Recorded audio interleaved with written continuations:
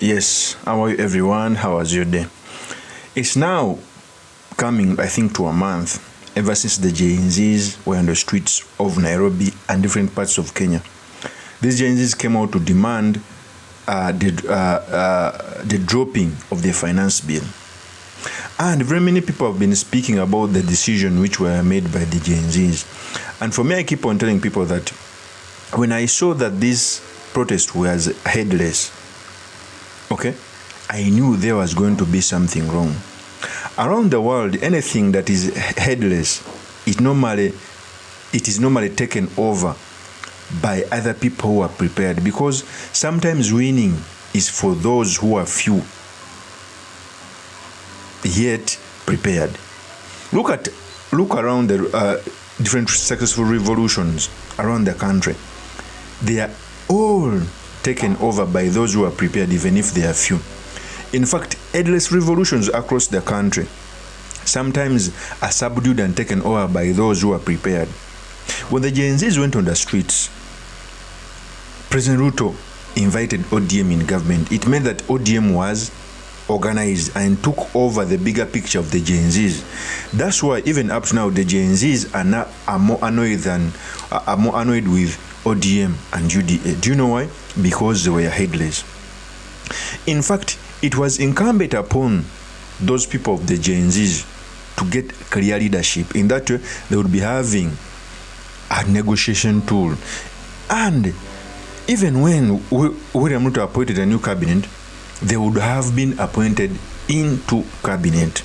But in their whole cabinet does not have a Gen Zs, the new people, the new faces which were put in. So it means that issue that was started by the Gen Zs were not handled very well by those same leaders. In fact, they are now coming out after the protest cooling down. Because trust me right now, William Ruto is winning.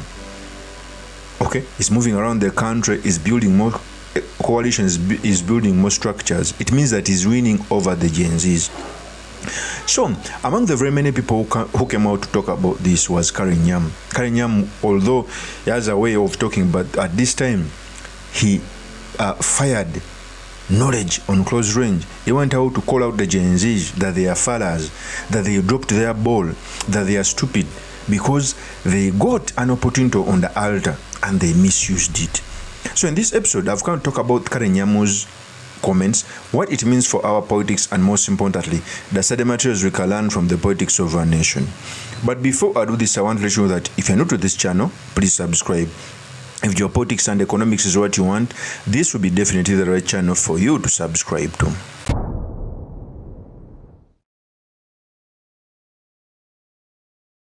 So a few weeks back, the Kenyan youth went on the streets to protest against the punitive taxes.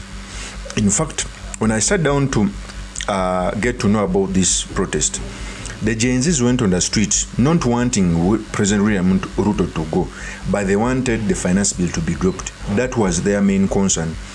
Because even me, I would concur with them, because the new finance bill had introduced new taxes which reduced on the net salary of different people in Kenya. Okay, that means it was a hard burden. And remember, Kenya doesn't have a big tax bracket. So it means that the people who are already paying taxes, they are going to even bear a big chunk in terms of paying taxes.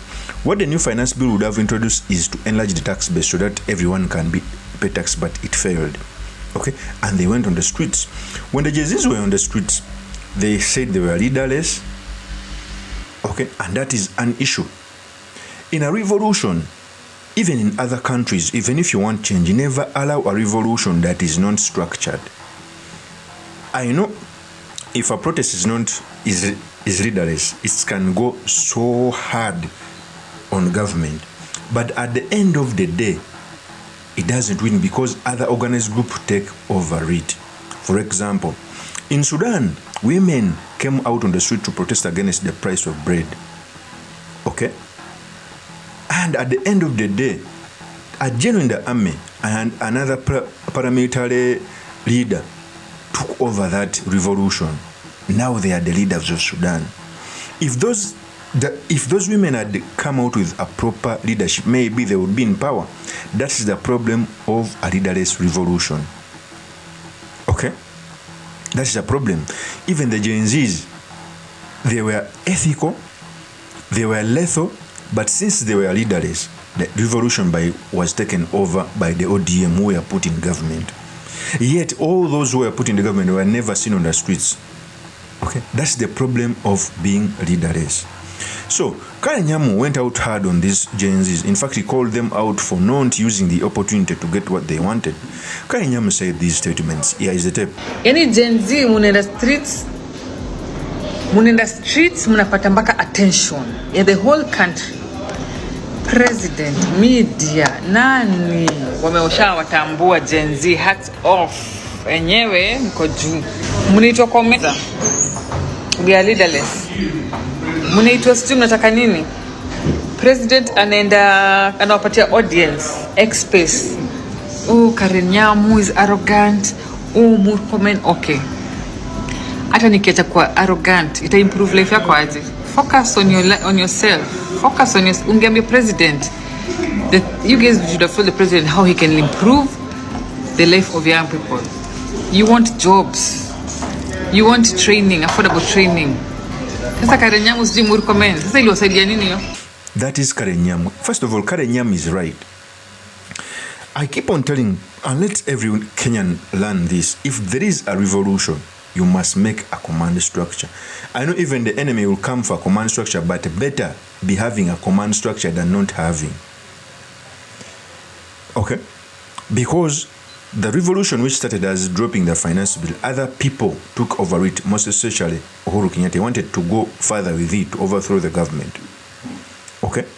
And that was also problematic. I know the Gen Zs won. RUTO was able to chase his cabinet. He was able to drop the finance bill, but they won on short term. RUTO is now coming back stronger, is winning because of how the revolution was handled. And I feel pain that one of the forerunners of the revolution, Raila Amolo Odinga, decided to step on the issues of the Gen Z so that his peers can be in government.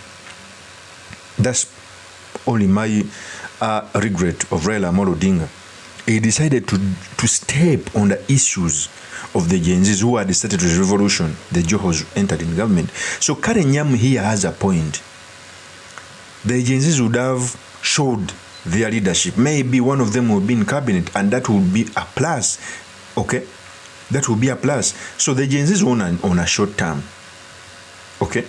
And they lost in the long term because ODM has become the winner at the expense of the protests which were led by the Gen Zs. None of the ODM leader was below this protest. That's the truth. In fact, my sources tell me that it was only Uhuru Kenyatta who oiled this protest because he was genuine that RUTO must go. So NYAMU was right in all dimensions to call out the Gen Zs for failing to provide leadership so that they can bargain with William Ruto. And they are overtaken by Raila Amolo Odinga, who did bargain with Ruto and is getting, he got goodies. Of course, that's my opinion. Drop me your comments by commenting about this. Thank you very much for listening in. If this is your first time on this YouTube channel, I implore you to subscribe, like, and comment so that I can be motivated to do more of such videos. I'll see you on another one. Peace.